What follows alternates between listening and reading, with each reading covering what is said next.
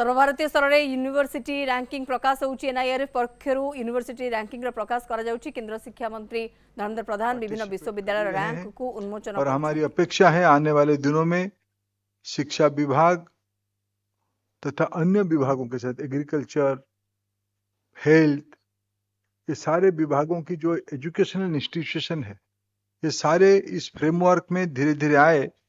हमारी देश में हमारी खुद की रैंकिंग फ्रेमवर्क बने, इसी उद्देश्य से पिछले 2015 में इसकी कल्पना की गई। 2016 से उसकी पहला मानक तय किया गया, पहला घोषणा की गई और आज धीरे धीरे, पहले शायद पिछले साल तक तो 16 कैटेगरी का था, इस साल ये 17 कैटेगरी में हुआ है और आने वाले दिनों में और भी कैटेगरी बने, ये भी हमारा शुभेच्छा है। और आज जिन पार्टिसिपेंट्स को, जिन्होंने एनआईआरएफ की रैंकिंग में पार्टिसिपेट किए, मैं उन सबको शुभेच्छा देता हूं और जिनको आज उस रैंकिंग प्रोसेस में रिकॉग्निशन मिली, उनको भी हम आज बधाई देते हैं उनकी इस सफल प्रयास के लिए। हम सभी के प्रयासों के कारण हमारी जो लक्ष्य है, आने वाले 22 साल में विकसित भारत की लक्ष्य की ओर हम लोग धीरे धीरे आगे बढ़ रहे हैं। हमारी देश की रैंकिंग फ्रेमवर्क उसमें एक महत्वपूर्ण कंट्रीब्यूटर के रूप में काम करेगा। मैं इसके लिए आज आप सबको बधाई देता हूं।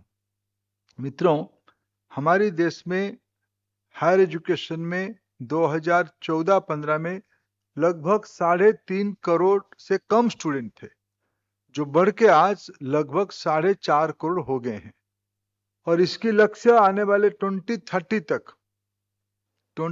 तक हमारी GR 50% हो। अगर हम 50% को एब्सोल्यूट नंबर में कन्वर्ट करते हैं, जो आज 4.45 या 46 करोड़ हो रहा है, ये लगभग 9 करोड़ होगा।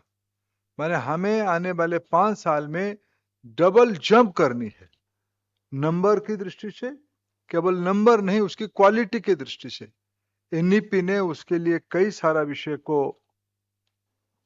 पाथवे करके हमारे सामने रखा है और उसमें एक पाथवे है हमारी इंस्टीट्यूशंस की एक्रेडिटेशन बढ़ाना, हमारी इंस्टीट्यूशंस की रैंकिंग बढ़ाना, हमारी इंस्टीट्यूशंस की प्रोग्राम की एक्रेडिटेशन करना, इंस्टीट्यूशंस की एक्रेडिटेशन करना। मैं पिछले 4 साल से शिक्षा विभाग से जुड़ा हूं।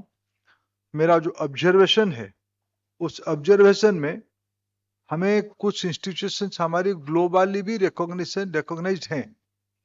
हमारी आईआईटीज की, अभी आईआईटी काउंसिल की एक मीटिंग में हम लोगों ने एक प्रेजेंटेशन देखा। आईआईटीज की पिछले एक लंबे समय की डाटा को एनालिसिस करते हुए हमने ये पा रहा है, थोड़ा और डाटा ऑथेंटिकेशन की आवश्यकता भी है। सभी आईआईटी की नहीं, कुछ आईआईटीज के, पुराने आईआईटीज के हैं, उसकी ट्रेंड ध्यान में आता है। हमारी आईआईटी के लगभग 30% स्टूडेंट बाहर है, बाकी जो 70% स्टूडेंट भी अंदर है। किसी ने कोई ऑथेंटिक डाटा नहीं है, उसका डाटा कैलकुलेशन करना कोई सहज नहीं है। हमारी शिव रघुनाथन जी बैठे हैं पर्डू यूनिवर्सिटी में, हमारी आईआईटीएन है, अमेरिका की यूनिवर्सिटी में पढ़ाते हैं, ये 30% कैटेगरी में आएंगे। और बाकी जो 7-8 आईआईटी में पहले देख रहा था, और बाकी जो हमारा 23 आईआईटी है, हमारे एनआईटी भी कोई कम नहीं है, हमारी स्टेट यूनिवर्सिटीज भी कोई कम नहीं। मेरा आईआईटी को उसको रिप्रेजेंटेटिव ग्रुप मानूं, उसमें जो 6-70% बाकी भारत में है, उनमें से अनेक लोग भी एक प्रकार से फॉरेन इकोनॉमी को कंट्रीब्यूट करते हैं। जीसीसी में काम करते हैं, बड़े बड़े मल्टीनेशनल कंपनी में काम करते हैं। भारत की इनकी इकोनॉमी में उनकी भूमिका है, लेकिन भारत की सामान्य लोगों की आवश्यकता में इनकी भूमिका क्या है, एक बार कभी सोचने के लिए प्रश्न होनी चाहिए। मेरे को लगा मैं आपको कैंडिडेटली आपके सामने, मैं आईआईटी सबसे संभ्रांत इंस्टीट्यूशन है, सबसे अच्छी इंस्टीट्यूशन है हमारी। उसमें पढ़ाने वाले लोग, पढ़ने वाले लोग और उसकी लर्निंग आउटकम, सारे मामले में आज ग्लोबल बेंचमार्क हुई है। भारत की आईआईटी आज दुनिया में ब्रांड बनी है। इसके लिए जब हम अभी देखते हैं कि हमारी क्यूएस रैंकिंग में 2014 में हम 500 पहला 500 की कैटेगरी में, हमने अभी जो फॉरेन यूनिवर्सिटी को अनुमति दिया, हमने 500 कैटेगरी, क्यूएस 500 कैटेगरी को बेंचमार्क बनाई है।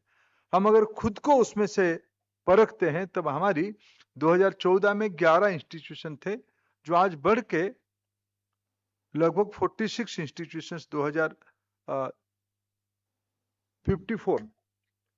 अभी तक 54 हमारी हो चुके हैं।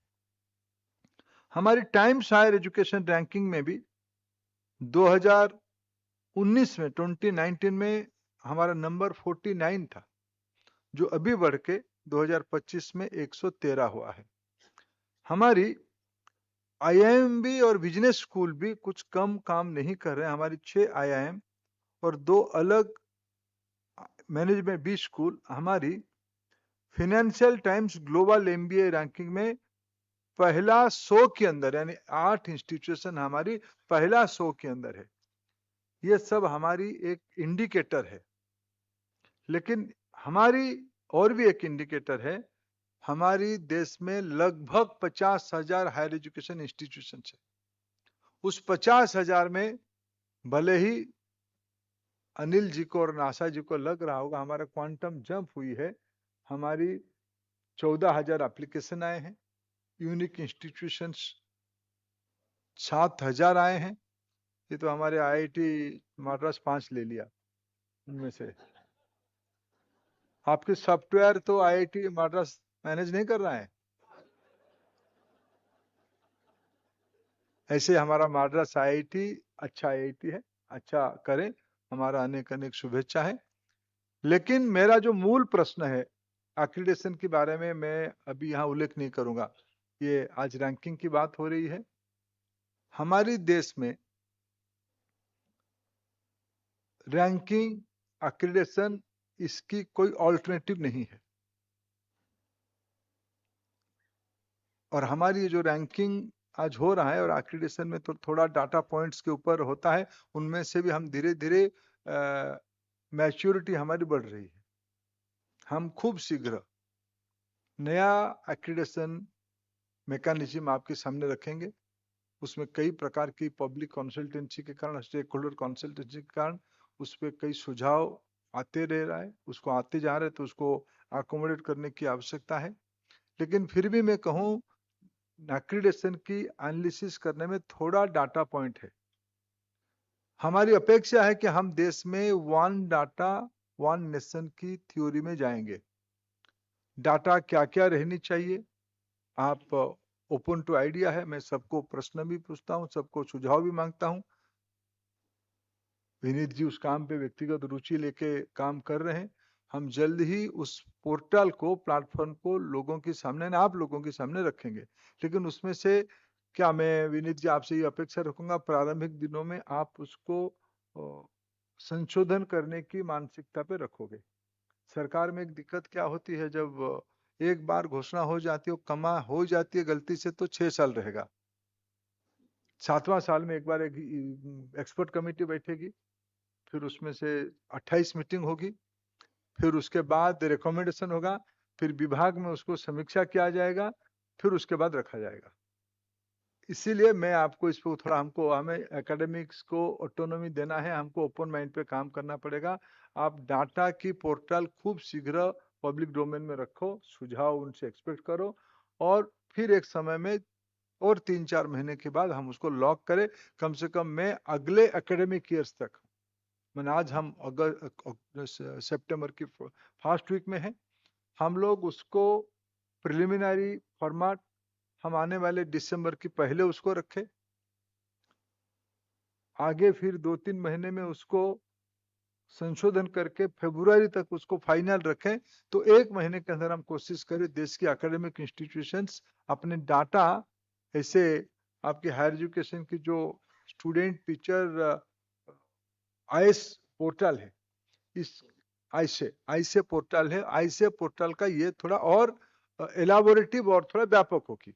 हमारी इच्छा है और हमारी सुझाव रहेगा कि एनबीए हो, नैक हो या एनआईआरएफ हो या अन्य कुछ अनुमति के लिए यूजीसी कई सारा विषय में हमारी यूनिवर्सिटियों को स्वतंत्रता देने के लिए कहा है। और हम हायर एजुकेशन कमीशन की जब पूरा प्रारूप फाइनलिटी की ओर हम बढ़ रहे हैं, उस समय में हम और स्वतंत्रता देंगे, लेकिन उसमें एक शर्त लगेगी, उसमें से डाटा ट्रांसपेरेंसी भी चाहिए, डाटा अकाउंटेबिलिटी भी चाहिए। इसीलिए डाटा का पोर्टल पहले बने, उसके लिए मैं आपको अपेक्षा रखता हूं आपसे।